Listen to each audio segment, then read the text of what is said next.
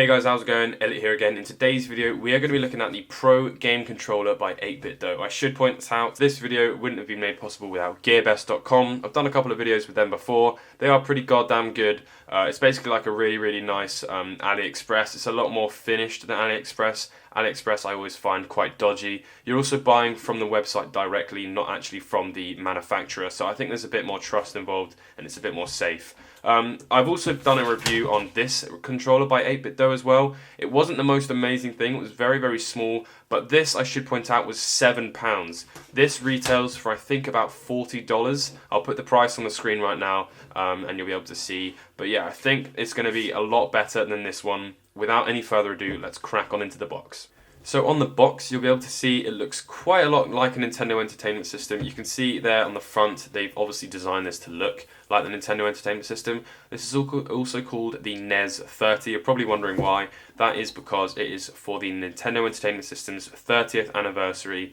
Yeah, it looks a lot like the kind of NES going on here. You can see that it's Bluetooth supported down here. It supports the iOS, Android, Windows 8, Mac, and Mac OS even. And it gives you a couple of examples at the bottom there. Let's just go ahead and crack it all open. You guys can read that if you want and see what's inside. So yeah, the boxing experience, I have to say, is absolutely stunning. This is kind of what I'd expect from a product for £40 or $40. This kind of thing definitely more typical of something cheap like $7, but still cool for $7. I really couldn't get over that. On here, you'll be able to see some huge differences straight away. It looks absolutely amazing for starters. It's got a lovely finish, just like the actual Nintendo Entertainment System controller. Before we have a look at that, let's quickly crack on inside the box. You can see we've got some foam here just to add to that nice feeling. Inside as well, we've got the instruction manual. We're not going to go ahead and read that straight away. We're just going to pop that to the side. If I get stuck, then I'll cut the camera and learn how to use it. There's a little flap that lifts up. We've got two little boxes here. There's one that says "Everything Old is New Again," which I think is their slogan. And then obviously this is the charger. That sounds quite interesting. Let's have a look inside here. Nice flat ribbon cable there. They did also include a flat ribbon cable for this one as well, but obviously it's a really small little thing. This is a nice big kind of silicone-y flat one. It feels extremely high quality. Micro USB cable there, of course, just to make everything work. Inside here then, what have we got? Hello. We've got a keyring.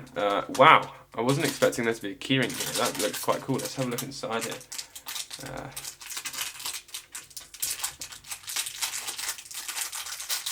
Rest in peace, headphone users. So there we go. Very nice keyring, actually. If you guys want to win this keyring, all you have to do is just subscribe and leave a comment, and I will pick a winner in the next video. But yeah, nice little keyring there. It's a kind of enamel metal, really nice quality. I'll pick a winner. Just say that you subscribed and leave a comment, and I will see it and pick a random comment. Right, so let's have a look then at the actual controller itself. Obviously, you can tell it looks a lot like a Nintendo Entertainment System controller if you've ever seen one before. The buttons feel very nice. It actually feels a lot like a kind of a, I don't know, it feels higher quality than a Game Boy. It probably feels like kind of more, yeah, it feels a lot like the original Nintendo Entertainment System. Probably a little bit higher quality than that. You can see it's got a really nice finish here as well. It really does look absolutely stunning. We've got L and R buttons up here, which are nice and clicky. There's actually two buttons going on up here. You have some up here and some here as well. Obviously, you've got 4 A, Y, X, and B. I think that's what that is. You've got your D-pad, which looks like the original D-pad of the Nintendo Entertainment System and the Game Boys, and then you've got the silicone start and select. Micro USB cable at the top, the back's pretty plain. On the bottom you've got an off button and a connect button, and yeah, it looks pretty goddamn good. Right, let's plug it in and see if we can get it working. Right, so time for a little bit of gameplay. The camera is slightly zoomed in. Oh god. If you haven't seen me play any games before, you'll know that I'm quite bad. One thing that I can tell you though is there is basically no latency at all. It actually feels super smooth. It feels like I'm playing on a like directly, not on an emulator, which is a really good feeling. That's the kind of feeling you want to have when you play this kind of stuff.